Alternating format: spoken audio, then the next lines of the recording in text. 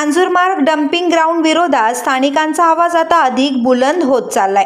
उच्च न्यायालयाने या डम्पिंग ग्राउंडबाबत स्पष्ट आदेश दिलेले असतानाही प्रशासन मात्र त्याकडे दुर्लक्ष करत असल्याचा आरोप विक्रोळीकरांकडून करण्यात येतोय। याच पार्श्वभूमीवर आज विक्रोळी स्थानकाबाहेर एक दिवसीय लाक्षणिक उपोषण करण्यात आलं। नागरिकांनी स्वाक्षरी मोहीम राबवून आपला निषेध यावेळी नोंदवला। विक्रोळीकरांनी स्पष्ट इशारा दिलाय की जर लवकरात लवकर डम्पिंग ग्राउंड बंद करण्यात आलं नाही तर येत्या काही दिवसात एक तीव्र आंदोलन छेडण्यात येईल। या उपोषणात सहभागी झालेल्या नागरिकांनी प्रशासनाच्या भूमिकेवर तीव्र नाराजीही व्यक्त केली आहे।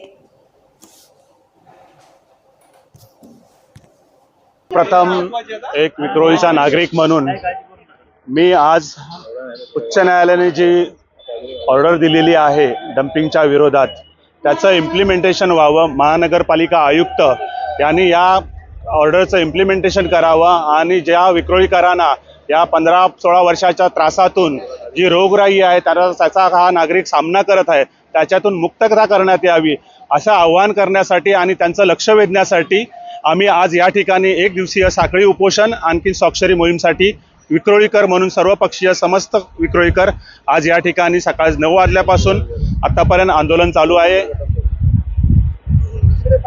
न्यायालय जो निर्णय दिला आपल्या निर्णयाकडे महानगरपालिका एकदम निडर झालेली आहे। इकडे नागरिकांचा यांना काही पडलेलं नाही आहे। यापुढे मी उलट जाऊन असं म्हणेन की काही नागरिकांचा काही न विचार करता महानगरपालिका काल सुप्रीम कोर्टामध्ये या याचिकेविरुद्ध अपील केलेलं आहे। यांना विक्रोळीकरांचं आणि टॅक्स पेअरचं, इकडे सर्व टॅक्स पेअर आहेत, कांजूर भांडूप मुलुंडपर्यंत हा सगळा दुर्गंधी पसरत आहे, रोगराईने लोक त्रस्त आहेत आणि याच्यातून शासनाचं आणखी महानगरपालिकेचं लक्ष वेधण्यासाठी आज हे एक दिवसीय लाक्षणिक उपोषण या ठिकाणी चालू आहे।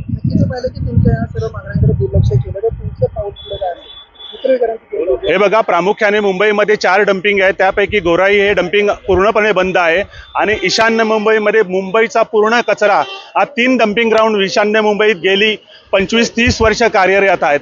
इकडच्या लोकांना जगण्याचा अधिकार नाही आहे का? हे शासनाला कधी जाग येईल? आणि ही जाग आणण्यासाठीच दिनांक 28/11/2015 रोजी सुद्धा अशाच प्रकारचं या ठिकाणी आंदोलन करण्यात आलं होतं आणि त्यावेळी डम्पिंग ग्राउंडवर सुद्धा समस्त विक्रोळीकरांनी मोर्चा नेला होता।